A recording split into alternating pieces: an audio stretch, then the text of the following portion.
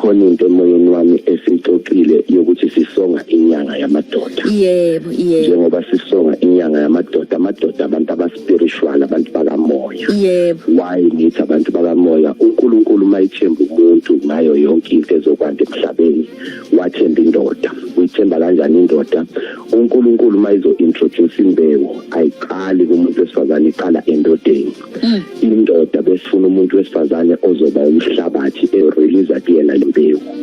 Indoda ayini indoda umini imbewu umuntu wesifazane engekho. uNkulunkulu wayi atruste indoda ngembewu, yingoba indoda uyona umuntu okufanele avikele. Number 1, umsebenzi wendoda ukuvikela. uNkulunkulu wasenza indoda ukuthi ayifuna umuntu wesifazane ozoba umhlabathi ikhiphe lembewu. Umuntu wesifazane mayisefikile, indoda ya release imbewu. uNkulunkulu ke indoda uyithemba ngezinto ezimbili, uyithemba ngabantwana aphinde ayithembe ngomuntu wesifazane.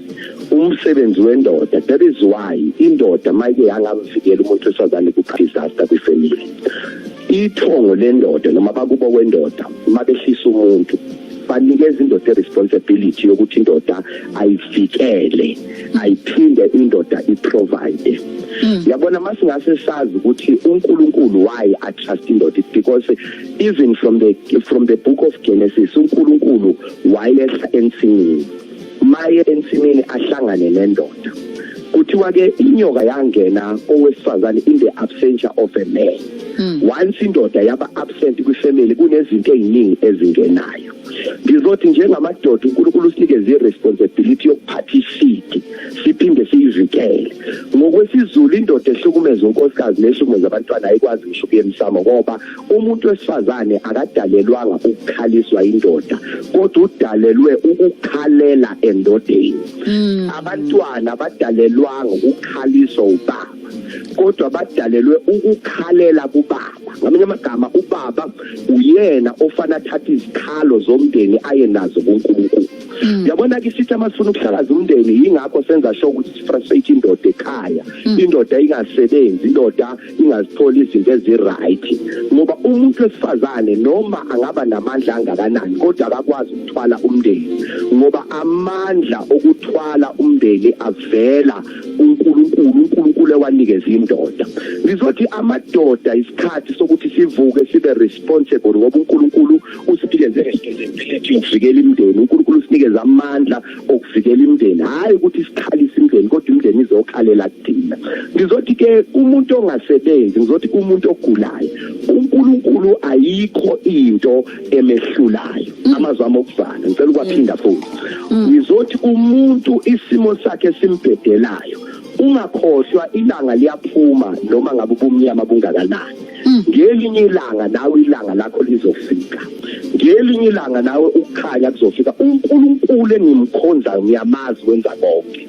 Sengithandaza ngifuna umuntu abe naleli themba lokuthi uma uNkulunkulu enzela abanye, yini engamehlula ukuthi nawe kwenzeke.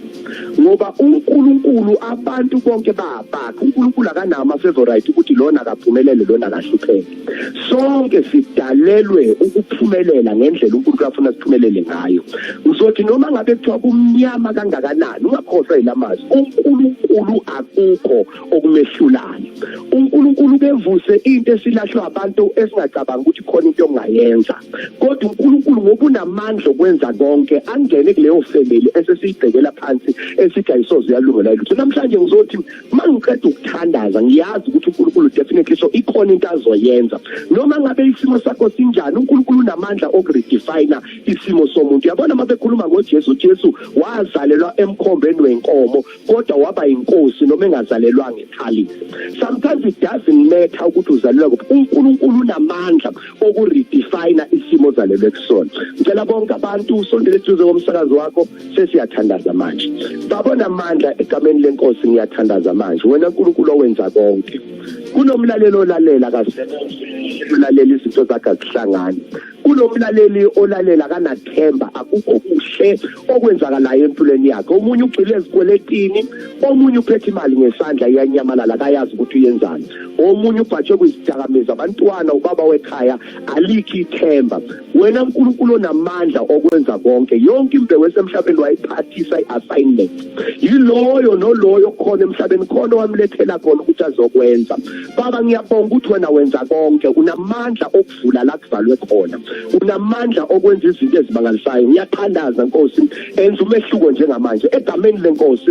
Abagulayo abaphile, abangaphumelela abaphumelela, abangasebenzi abasebenze, ngoba wena uNkulunkulu onamandla wenza konke. Siyabonga.